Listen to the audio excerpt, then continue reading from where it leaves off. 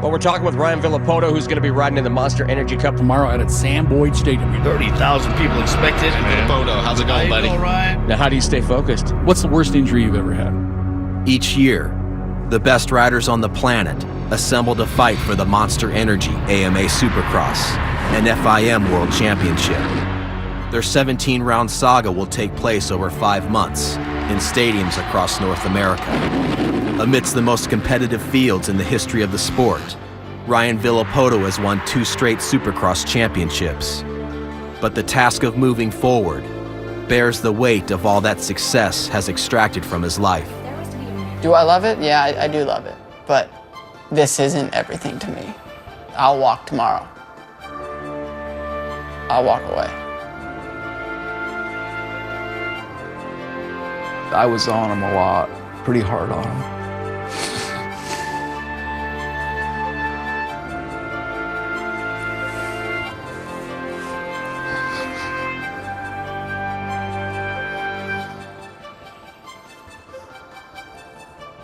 I gotta get a drink. What do you think of Twitter? How do you train? And now that you're a top dog, do you feel more pressure? What do you think is the biggest misconception of your sport? In attempting to acquire a 3rd straight Supercross title in 2013, Villopoto is chasing a feat only previously accomplished by Ricky Carmichael, Bob Hanna, and 7-time champion Jeremy McGrath. But it is a goal that comes secondary to the hope of reuniting his family. You look at basketball players, all the movie artists, every single person you think of fires their mom or their dad as their manager. I might have hugged him a lot more and said, you know, I love you. After 20 years of racing, each task begins with the thoughts of all that can and has gone wrong. Villopoto went down, cartwheeled. A big end over end. There is nothing Ryan can do today that will guarantee success. Tomorrow will be the same. Confidence only comes from daily excellence amidst the grind. If anybody was to say that he's not the right guy or a good ambassador for the sport, then doesn't understand a champion. How can you be a better example than to get knocked down, get back up, and win again? Dan and Chris Villopoto brought home their first child, Ryan, in the summer of 1988. Their first home was located in the town of Paulsbo, Washington.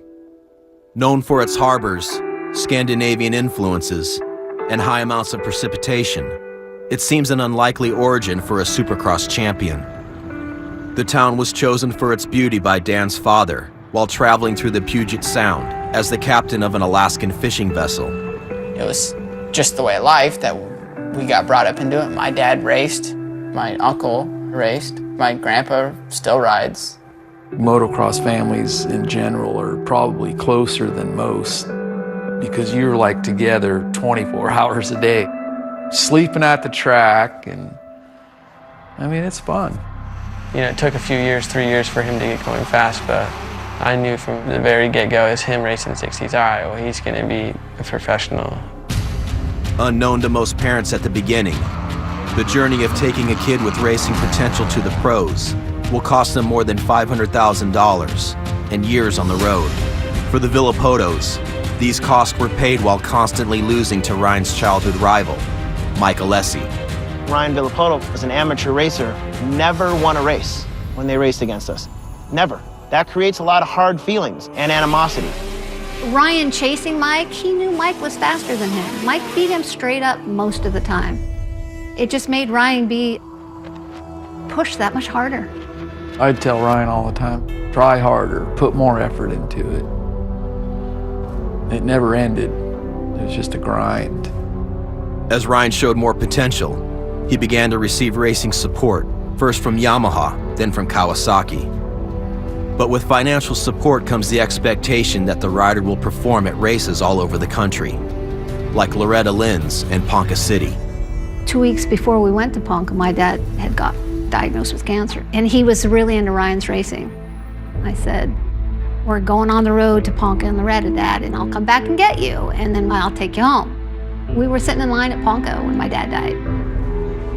Adding to the obstacles of their amateur racing program, Dan Villopoto's kidneys began to fail during Ryan's 80cc racing career. Refusing to put the racing schedule on hold, the waste that his kidneys normally filtered from his blood grew to a deadly level. The doctor says, if you don't go get this done and get on dialysis, you're gonna die in a week. That's what they said. So. He said, I need a list of all the dialysis centers because I'm going. He said he would rather die than quit. And I remember having to schedule dialysis every 2 days on the road from here to Tennessee to Oklahoma. I told Ryan a couple times, I said, hey, let's quit this. Buy a ski boat. Do something else, you know? And he'd just keep saying, no, I'm racing. I said, okay, let's go. Let's get it done. Well, I've never really seen my dad cry. And the only time I've seen him cry is when something with Ryan happens. People can sit and judge and say my parents are irresponsible about putting all their efforts in a kid in a dirt bike, but my parents knew if Ryan didn't make it, what else would Ryan do? Not to be mean to my brothers or anything, but they just never liked school and they barely got through grade school. I feel like it's the greatest gift that my parents could have gave my brothers, is to back what they wanted to do. Make sure your approach is right, that you're pumped to have these because these are tough for you. The more you push away and you hate that, you're tinkering. So embrace the conditions because that's the only way you adapt to it. While training, Jake Weimer must walk the border between hope and despair. He, Ryan Villopoto, and their trainer Alden Baker are preparing for the 2013 Supercross season on Villopoto's property in Florida. Ryan Villopoto has done it! Victory goes to Ryan Villopoto! Villopoto has won the last 2 Supercross championships. On average, rides a Supercross track 1 to 2 seconds faster than Weimer, and is the main focus of Baker's attention. We're doing this interview right now because of Ryan. It's for Ryan's show, right? If it bothers me that bad, I need to go win.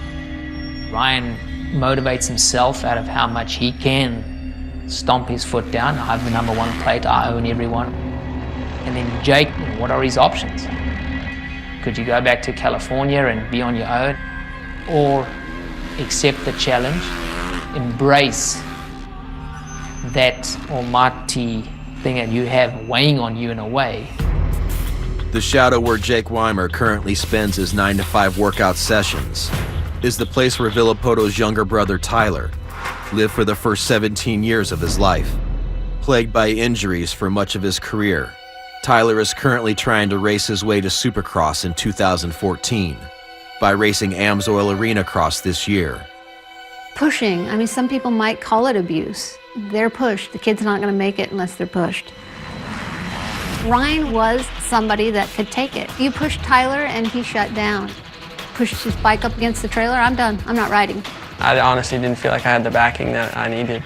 You see all the attention that your brother's getting and the support from your parents. I rebelled and resented it and turned my back myself and tried to run the other way and do it myself, but as a kid, that's not gonna work. Amateur riders can turn pro at 16, and as Ryan neared that age, his parents had spent so much money that a professional contract was a financial necessity, increasing the attention, resources, and pressure towards Ryan.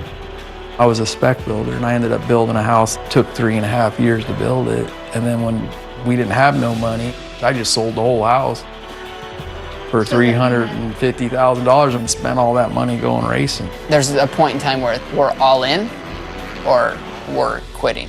All in means he stops building houses and we go racing. So if I didn't do something or I didn't want to ride, my dad would tell me to get back out there and, you know, keep riding. Everybody sacrificed. I mean, earlier we were talking and you said, I didn't even know Ryan had a little sister. She kind of got drug around. She missed out on things she wanted to do. Ride horses, gymnastics, and it was like, you can't do this because we're going to the races. Pretty much any kid that has made it, his parents were broke because all the rich kids, they don't make it because they're just not tough enough. You don't do good at Loretta's and you're on your way home. you're bummed. But Pops has to drive 25 hours and he's really bummed. He's still swiping the card to get you home. You suck, son. Let me $100 to fill the motorhome up again. After losing to Michael Lessie for nearly all of his amateur career, the sacrifices of the Villopoto family finally paid off when Ryan won his first Loretta Lynn's amateur championship in 2005 and signed a contract with the most dominant race team in the 250 class, Pro Circuit. The 250 class is where professional riders must prove themselves before moving up to the larger 450 machine. Hey, bud, rip their heads off. Pro Circuit team owner Mitch Payton managed the two greatest Supercross champions in the history of the sport, Ricky Carmichael and Jeremy McGrath. Villopoto's time with Payton would revolutionize his career. Here comes Ryan Villopoto, he got it! The Monster Energy Kawasaki ride has just jumped into the #1 ride. The transition from little bikes to big bikes really was a turning point. The first time the public got to see future greatness. He won a championship and then won another one and another one. During Ryan's rookie season in 2006, he finished 3rd overall in Supercross and won an outdoor national championship.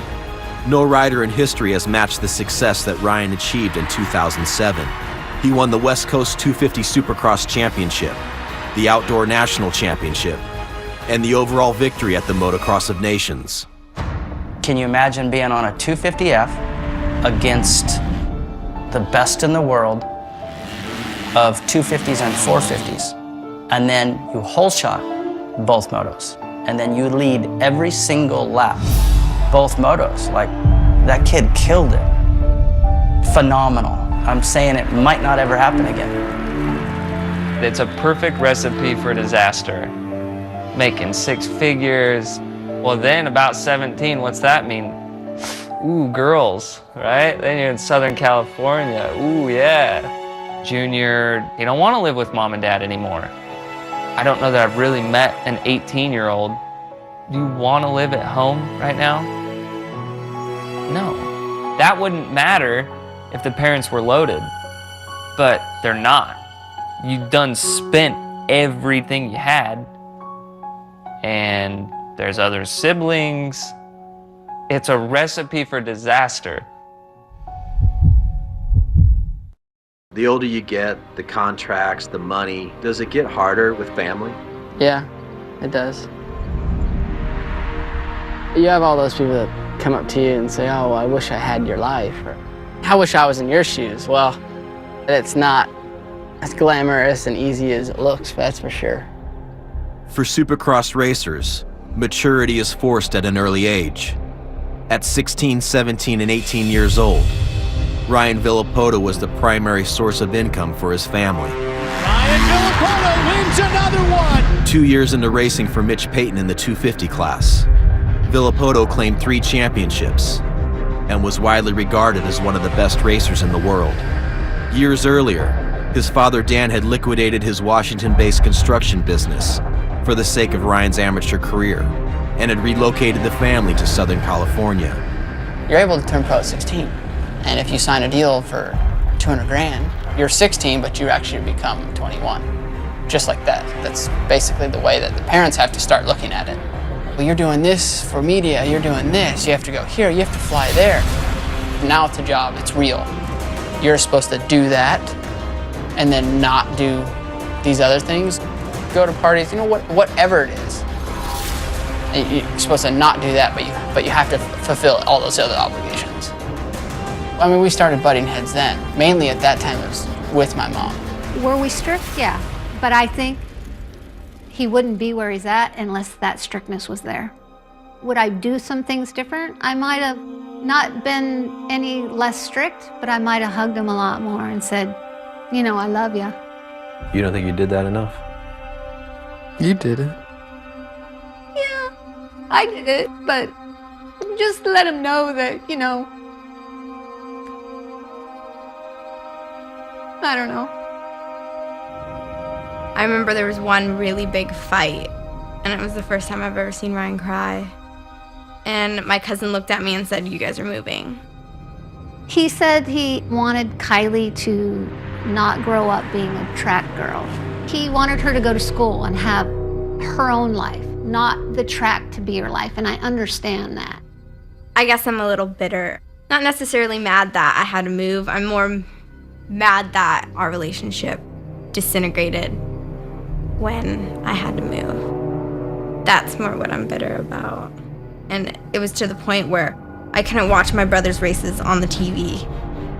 Following the departure of his mother and sister to the family home in Washington, Dan remained in California for 2 years, serving as Ryan's practice bike mechanic. In that time, Ryan won a 4th championship in the 250 class and suffered a harsh transition to the 450 class in 2009. His fitness wasn't the best fitness. I don't think it's a secret. Down goes Villopoto. Well, that dropped Villopoto down to 12. The year included a 3-race absence due to mono and 5 races in which he finished outside the top 5. Villopoto currently running at 14. On top of his fitness, Villopoto struggled to understand and apply the new language of suspension settings necessary to handle the increased power of his 450 machine. He didn't know a lot about setting up a bike and how important it was. You got to respect the thing a lot more. He had one of his first big crashes was in the whoops. He grabbed the handful and it threw him down hard, and it scared him. When Ryan returned from his bout with mono, he redeemed himself by winning 2 out of the last 3 races of the season. But conflict with his father regarding his growing number of influences and desire to take control of his finances had reached a tipping point. Bobby Nichols, Ryan's agent of several years, would address any of Ryan's financial concerns, and Ryan had been in a relationship with his now wife Kristen for 3 years. In the industry, the people, well, that's your money, and mom and dad, you're out. They don't owe you a dime. And I've heard that. It's not that they owe you, but why can't you benefit from the success that you both had? If you look at your kid and say, okay, we're partners in this thing, he's automatically going to turn around and say, well, you ain't out there riding and risking your life. And the easiest person to blame is the only person that was never around before, which was me. If he asked how much money's in my savings account, they immediately thought it was the girl that told him to ask. He was going to be that way with any female. So it's not like it's just, you know, her. I was an outsider who's now become an insider, and now I'm going to start doing things for their son that they've done their whole life. To have Ryan put his faith in me is probably an incredibly hard pill to swallow. It's kind of weird that now that my kid's successful, my business is gone. If I had a successful construction company and I brought my son in, you're going to be my partner. You're vice president. Here's the salary, and then I'll teach you how to do this, and this will be your business. What would be the difference? You know, I always felt like, man, if you would just sit back, then I'll just write you a check. Here comes Villopoto! Villopoto wins a stunning race! Everybody is in Ryan's ear telling him what to do, you know, and it's like, Ryan's trying to grow up, he wants to be independent, he wants to learn what it is to control these things. It was bad and it was miserable. Absolutely demolishes Ryan Villopoto and pushes him off the track. I think it's just the minds get clouded, then get scared because there is nothing else to fall back on. Everything they did build, business-wise, is gone. The only thing to lean on is us. The money, the fame. It's the root of all evil. Yeah, it was hard. I was at Glen Helen riding, and just told him, like, kind of in between riding or right after I was done, you know, like, hey, you're gonna go home, and I'll still pay you, but you're gonna go home, and I'm gonna do it on my own. It was pretty tough, pretty hard to swallow.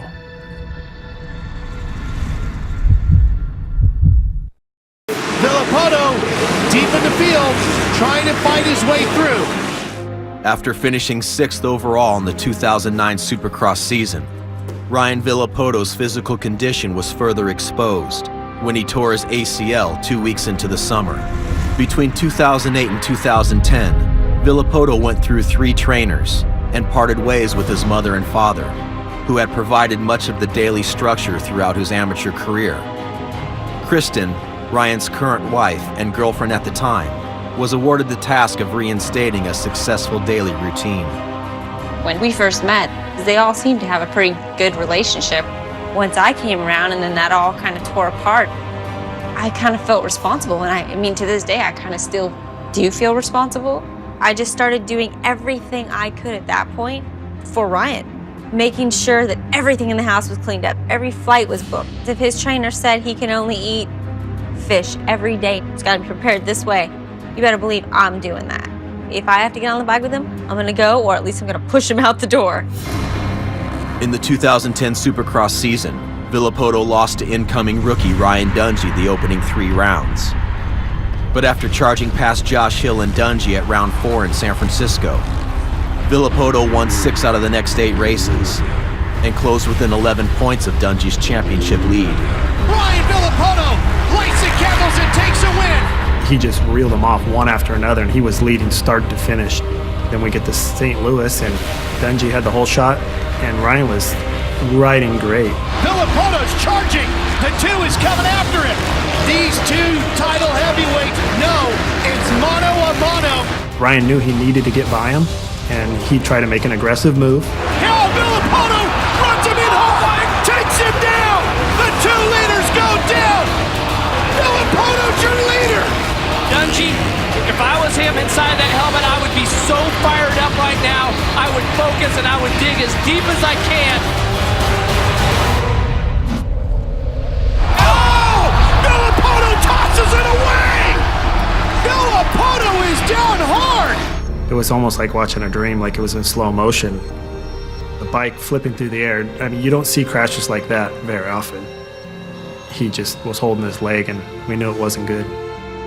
Villopoto broke his tibia and fibula in the crash and would have to be flown to Seattle so a specialist could reconstruct his ankle with 5 plates and 47 screws. The 6-month recovery process would be the most difficult period of Villopoto's career. Him laying in that hospital bed for so long, he withered away, trying to stay off the painkillers so that he didn't get addicted to that, the pain and how long it took and the therapy he had to go through. I mean, you'd question if he was even ever going to want to ride a bike again. The power that our bikes are making, the speeds that we're going, the difficulty of the tracks, the things that can go wrong. The only thing that goes through my head is injury. Actually getting hurt, badly. Racing Supercross, you have to stay sharp. You can't not be on the bike. So your risk factor is at an all-time high all the time.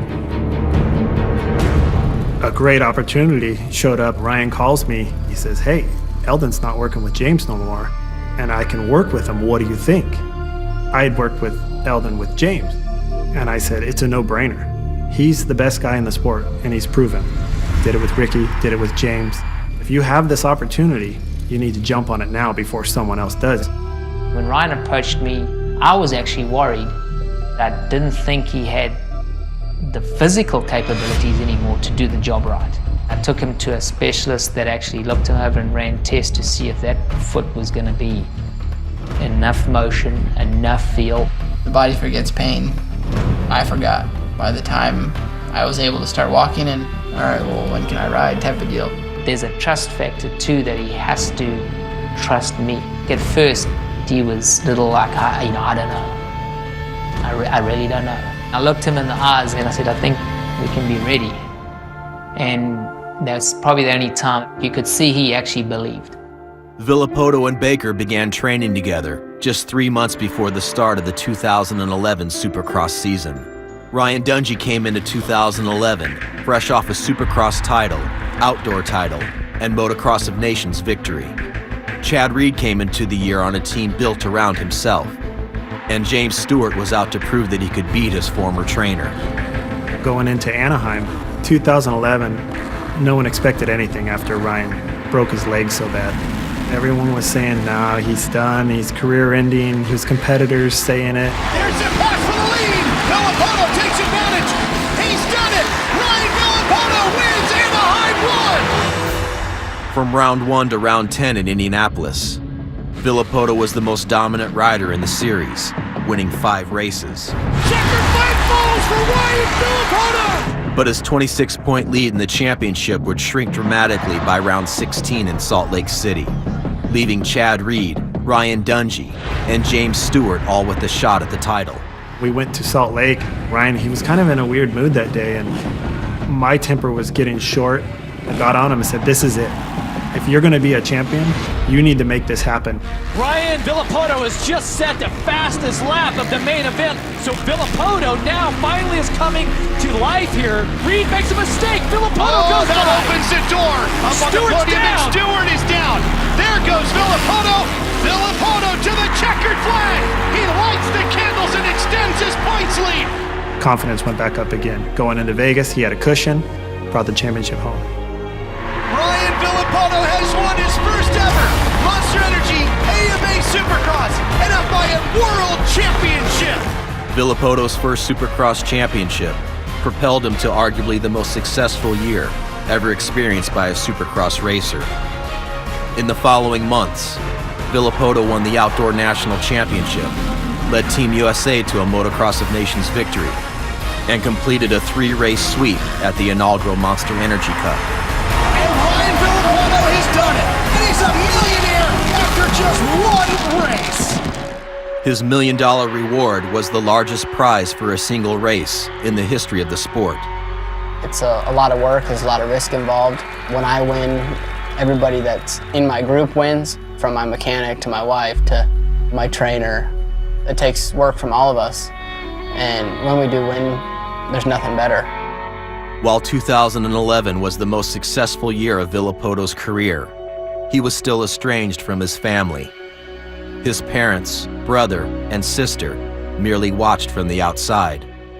Over 2 hard years of Yeah, it was pretty nasty. of bitterness. You were hurt, right? I mean, Oh, totally. Of crying, me crying every day. It was pretty I bad. miss my kid.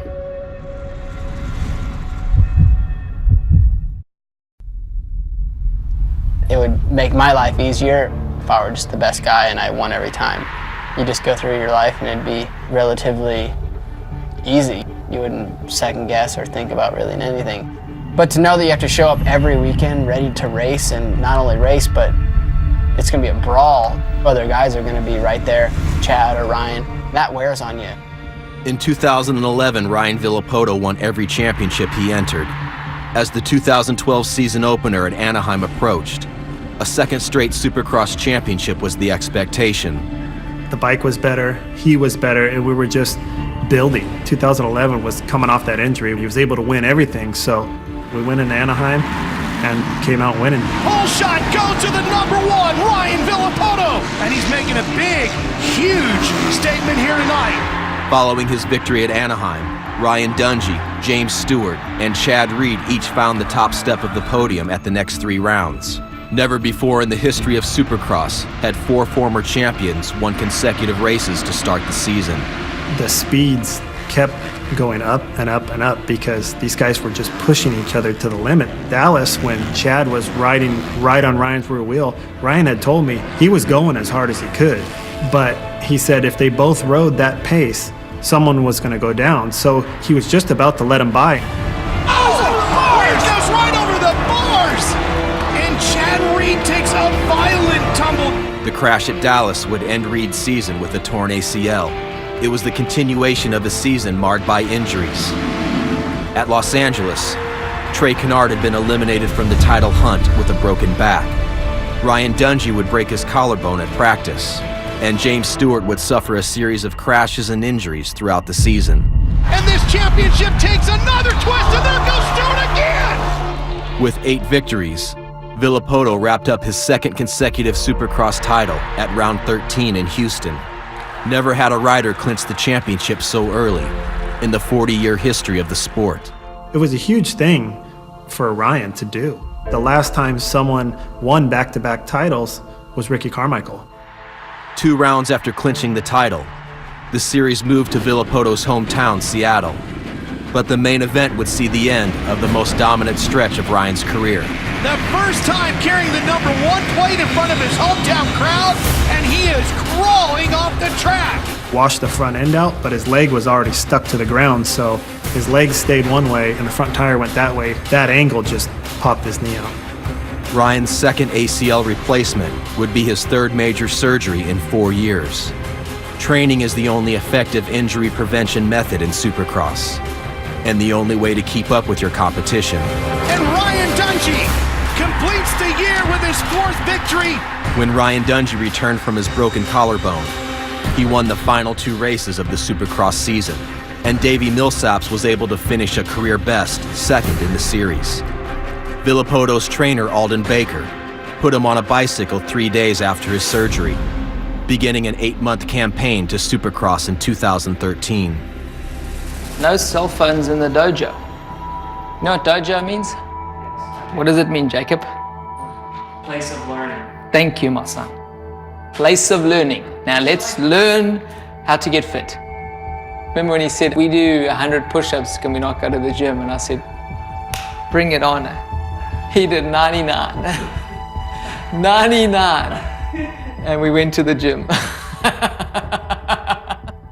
It's just a fond memory that I had. He hates to train. He doesn't get out there and say, you know what, I'm gonna go ride my bike today. I'm gonna come back, pump out some minutes on the rower, and then head to the track. He dreads it. You ain't got the shoulders for that. You can barely hold your arms up for this. And now you want to go like Old Mayweather. What was that Irish guy that he used to challenge? You look like that guy. Hatton. Then he got onto alcohol or something. From 2000 to 2006, professional cyclist Alden Baker trained Ricky Carmichael to 5 Supercross championships.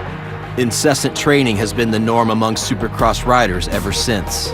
15 minutes. Are you for real? You just said 10. You don't listen. I'm gonna have to clear that wax out of your ears. Yeah, he did ruin the sport. Early 90s, they were racing and hanging out and having a good time all the time. I think they did train, but it's not to what it is now. Today, a Supercross rider must be able to maintain a heart rate 93 to 95% of its capacity for the entire 20 minutes of a race. Come on, focus! Numbers that resemble the cardiovascular capabilities of endurance cyclists, requiring a training regimen capable of straining any relationship.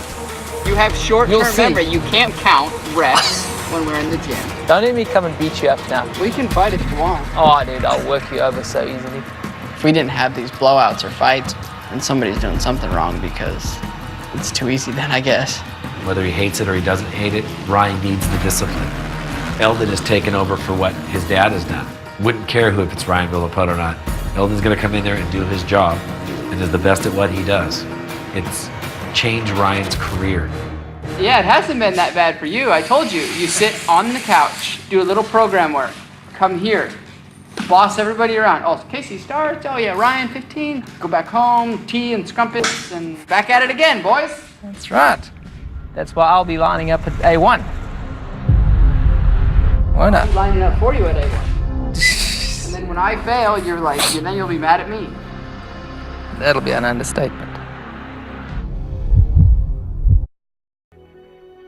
Although Ryan Villopoto is the most successful Supercross racer of his generation, his most dominant years were spent with strained relationships with his parents, brother, and sister.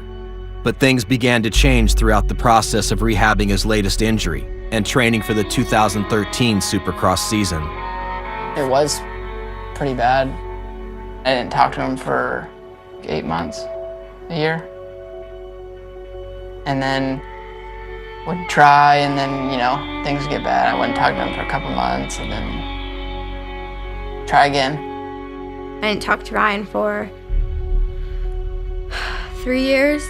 When I was 13 to when I was 16. Not one word. I think the first birthday present I got from him was this necklace, and I remember I got it and I just started bawling my eyes out because I was like, oh my God, he likes me. Next summer I went to see him in Florida, and I think that's when the rebuilding started to happen. It was his way of reaching out to us. In the summer of 2012, Villopoto increased his support of his younger brother Tyler's racing program, and later that year, invited his parents to live in his second home in Southern California, giving his father the opportunity to serve as Tyler's practice bike mechanic and participate in Ryan's daily racing routine. I'm proud that he's grown up to be the man he is. I didn't go to the practice tracks for about 2.5 years.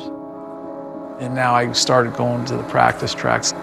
Really got to see how focused he is on his training, and he's pretty good. He's real good. This year, actually, when he got back from his knee surgery, the first day back was unreal. I swear, when he was hurt, he got faster. Yeah, we are the day before Anaheim 1, and everything comes to this day. We're just going over our bases, just a little bit of endurance, a little bit of speed stuff, starts. They are ready, and they know they've put in all the work. There's nothing more that we could have done. I expect to defend this title. We are in the best place we have ever been. I don't know how much lift you're going to get off that little thing, and go double, and then go where the guys are standing, go from there, and then 3 into the turn. Injuries end most Supercross careers before the age of 30, and the monetary rewards of professional racing will seldom guarantee security after retirement. Facts that drive the search for safer, faster racing lines during a track walk, the pursuit of optimal suspension settings on their machines, and animosity towards other competitors. Maybe some boxing, I see they truly have some hate. And that's basically what it is here. We don't talk to each other. We all know our sport's short. It's not NASCAR. We don't have a cage. The more money you can make, the better you're off in the end. I want to leave it at 2 softer, go out, ride it in the next practice, come back, go 2 stiffer, and then open it up. From 2009 to now, it's a huge difference in his attitude and how serious he takes the actual bike part of it. Go all the way back. I want to try that. 2 out. Nobody knows but Ryan how hard he's hitting that jump, or the actual feeling that's coming through his hands or his feet. If you're just watching with your eyes and guessing, it's impossible to win at this level. Attaboy, dude, you ripped the 55 out. Stu was 56.2. Like, I was going to tell him to slow down. He hit him so fast. Yeah. Well, if you watch practice, he was awesome. I think he's going to win. That's my boy.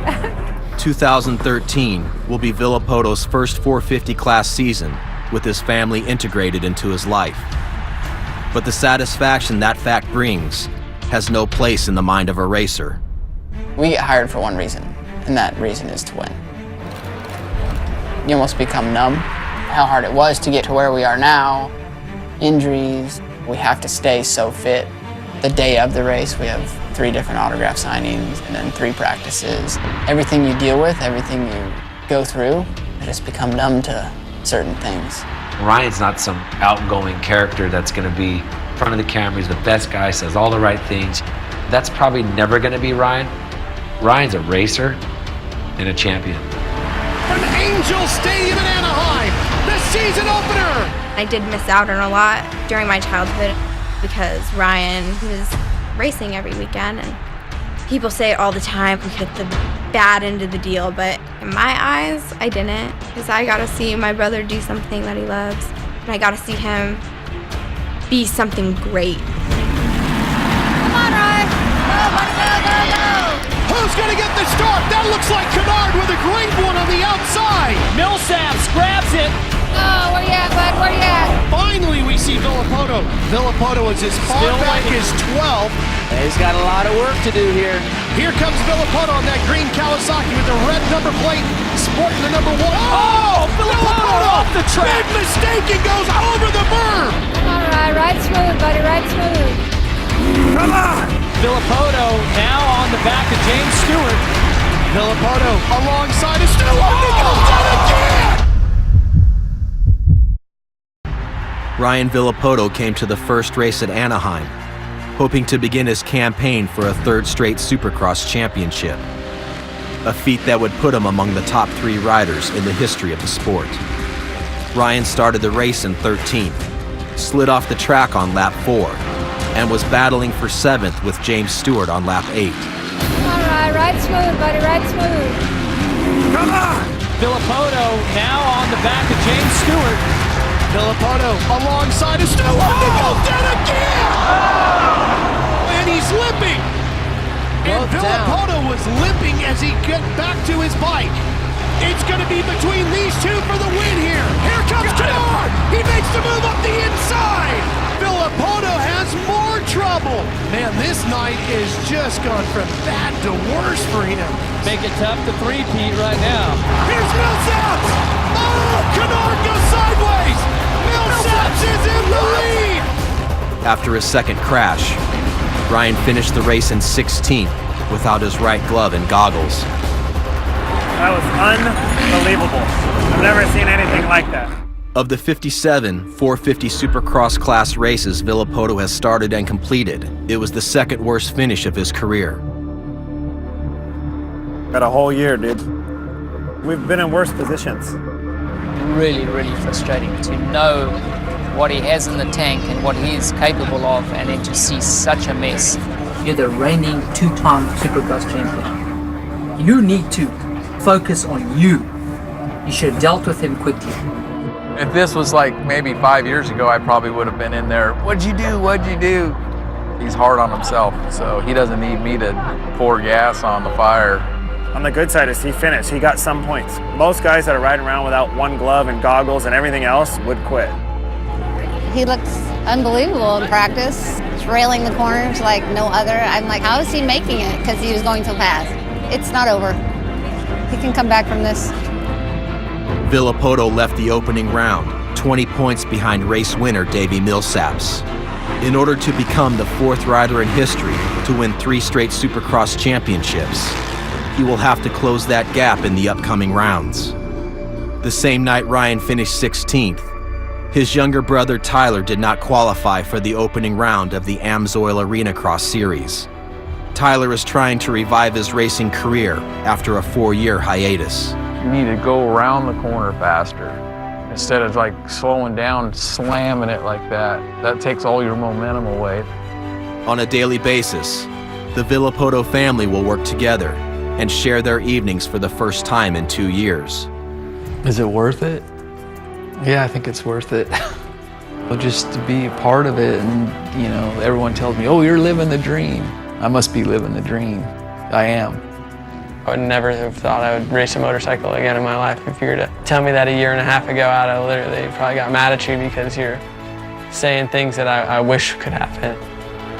I really can't explain how excited I am that things are shaping up and looking positive for our family. The couple years where nobody was there, you could see there was a void. The Christmas thing, that's all he'd ever wanted, was that scene. My prayers were answered. I used to pray for this every night, I just want like a normal family, to be together, so. People have problems and struggles, so this is normal. Everybody knows that everybody's family's not perfect. Ryan Villopoto will labor for the coming years and likely will continue his ascent to Supercross greatness. But no matter the extent of his status as an icon, happiness will only come from those who know Ryan for his humanity. I look forward to the day that he's not the racer. Yeah, I don't want to see him get hurt anymore. And he's just, our kid.